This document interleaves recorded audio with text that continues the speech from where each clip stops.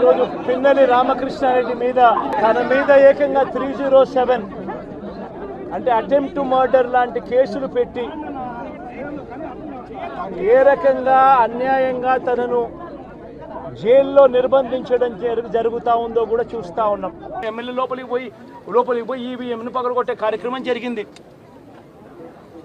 ఎందుకు ఈవీఎంలో నిజంగానే ఎమ్మెల్యేనే రిగ్గింగ్ చేసుకుంటా ఉంటే ఎమ్మెల్యేకి అక్కడ నిజంగానే ఎమ్మెల్యే పరిస్థితి అంత బాగుండింటే ఎందుకు ఎమ్మెల్యే ఈవీఎం పక్కన కొడతాడు?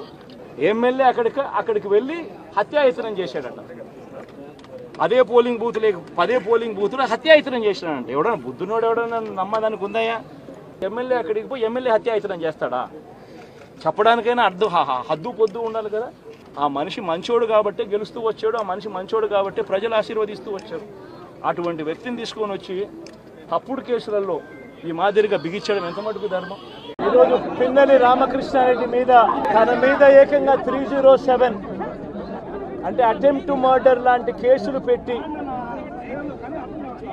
ఏ రకంగా అన్యాయంగా తనను జైల్లో నిర్బంధించడం జరుగుతూ ఉందో కూడా చూస్తూ ఉన్నాం.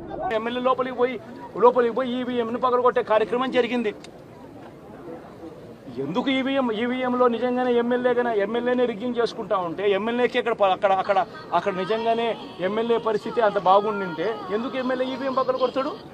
ఎమ్మెల్యే అక్కడికి వెళ్ళి హత్యాయత్నం చేశాడట. అదే పోలింగ్ బూత్లో హత్యాయత్నం చేశాడంట. ఎవడన్నా బుద్ధునోడు ఎవడన్నా నమ్మదానికి ఉందయ్యా? ఎమ్మెల్యే అక్కడికి పోయి ఎమ్మెల్యే హత్యాయత్నం చేస్తాడా? చెప్పడానికైనా హద్దు పొద్దు ఉండాలి కదా. ఆ మనిషి మంచోడు కాబట్టి గెలుస్తూ వచ్చాడు. ఆ మనిషి మంచోడు కాబట్టి ప్రజలు ఆశీర్వదిస్తూ వచ్చారు. అటువంటి వ్యక్తిని తీసుకొని వచ్చి తప్పుడు కేసులలో ఈ మాదిరిగా బిగించడం ఎంత మటుకు ధర్మం? ఈరోజు పిన్నెల్లి రామకృష్ణారెడ్డి మీద తన మీద ఏకంగా 307 అంటే అటెంప్ట్ టు మర్డర్ లాంటి కేసులు పెట్టి ఏ రకంగా అన్యాయంగా తనను జైల్లో నిర్బంధించడం జరుగుతూ ఉందో కూడా చూస్తూ ఉన్నాం. ఎమ్మెల్యే లోపలికి పోయి ఈవీఎంను పగలగొట్టే కార్యక్రమం జరిగింది. ఎందుకు ఈవీఎంలో నిజంగానే ఎమ్మెల్యేనే రిగ్గింగ్ చేసుకుంటా ఉంటే ఎమ్మెల్యేకి అక్కడ నిజంగానే ఎమ్మెల్యే పరిస్థితి అంత బాగుండింటే ఎందుకు ఎమ్మెల్యే ఈవీఎం పక్కన కొడతాడు? ఎమ్మెల్యే అక్కడికి వెళ్ళి హత్యాయత్నం చేశాడట. అదే పోలింగ్ బూత్లో హత్యాయత్నం చేశాడంట. ఎవడన్నా బుద్ధునోడు ఎవడన్నా నమ్మదానికి ఉందయ్యా? ఎమ్మెల్యే అక్కడికి పోయి ఎమ్మెల్యే హత్యాయత్నం చేస్తాడా? చెప్పడానికైనా హద్దు పొద్దు ఉండాలి కదా. ఆ మనిషి మంచోడు కాబట్టి గెలుస్తూ వచ్చాడు. ఆ మనిషి మంచోడు కాబట్టి ప్రజలు ఆశీర్వదిస్తూ వచ్చారు.